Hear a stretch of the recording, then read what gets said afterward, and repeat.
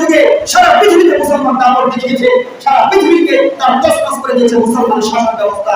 এই জন্য জানে ইহুদি খ্রিস্টান নাসারা জানে এই মুসলমানকে ধ্বংস করতে হলে তাদের ঈমানকে নিশ্চিহ্ন করতে হবে। মুসলমানের ঈমানের উপরে যখন সুদের মতো এই পাপ জিনিসগুলো ঢুকে দিয়েছে, তখন মানুষের আস্তে আস্তে রক্ত মাংস দুর্বল হয়ে গেছে। ওই মুসলমান তো বীরের জাতি, ওই মুসলমান তো খাওয়া অনুসারী, ওই মুসলমান তো অনুসারী। কিন্তু আজকে মুসলমান কি হয়ে গেছে, ধীরে ধীরে নিজেদেরকে ভীত সন্ত্রস্ত তৈরি হয়ে গেছে, এটা বিড়াল হয়ে গেছে। কেন? এই যখন আমাদের ভিতরে পাপগুলো প্রবেশ করেছে, তখন আমাদের ঈমানি চেতনা শক্তি আমাদের তৈরি হয়ে গেছে। সময় দিচ্ছি যে কথা বলছিলাম, তাহলে আসুন আল্লাহ রাসূল সাল্লাল্লাহু আলাইহি ওয়াসাল্লাম বিদায় হজের মধ্যে একটা নসিহত, সংক্ষিপ্ত সময়ের ভিতরে একটা সুদের নসিহত করেছেন। সুদ থেকে আমাদেরকে বেঁচে থাকার কথা আল্লাহ রাসূল সাল্লাল্লাহু আলাইহি ওয়াসাল্লাম বলছেন। সম্মানিত উপস্থিতি, তাই আসুন আল্লাহ রাসূল সাল্লাল্লাহু আলাইহি ওয়াসাল্লাম কোরআনে কি বলেছেন এই সুদ সম্পর্কে, কতটা খেয়াল জিনিস কোরআনে আল্লাহ সুবহানাহু ওয়া তাআলা তুলে ধরেছেন। আল্লাহ বলেছেন, ফাইন লাম তাফআলু ফা'দালু বিহারবিন মিনাল্লাহি ওয়া রাসূলিহি।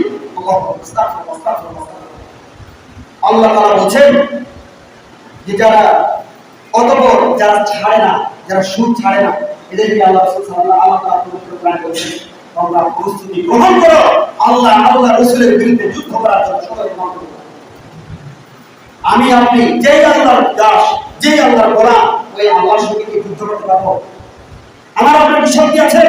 যে আল্লাহ আমাকে আপনাকে সৃষ্টি করেছে, আমাকে আপনাকে আল্লাহ তাআলা সবকিছু আমার আপনার আল্লাহ সুবহানাহু ওয়া তাআলা বহন করেন, আমার কি শক্তি আছে আল্লাহর বিরুদ্ধে লাগার জন্য? তাহলে কতটা ঘৃণিত সুদ, কতটা খারাপ জিনিস, এ কথা আল্লাহ সুবহানাহু ওয়া তাআলা কোরআনে জানিয়ে দিয়েছেন। আল্লাহ স্বয়ং বলেছেন কোরআনে, তোমরা সুদ যারা ছাড়ে না এদেরকে জানিয়ে দাও, তারা যদি প্রস্তুত করে আল্লাহ রাসূলের বিরুদ্ধে যুদ্ধ করে।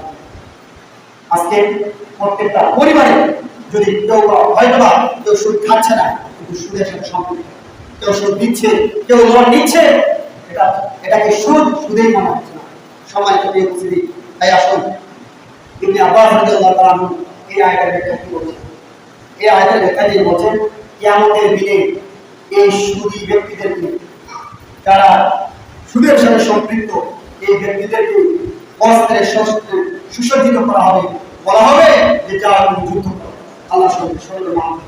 আল্লাহ আমাদেরকে সুদ থেকে বেঁচে থাকার তৌফিক দান করুন। এই পরিবেশ যেন আল্লাহ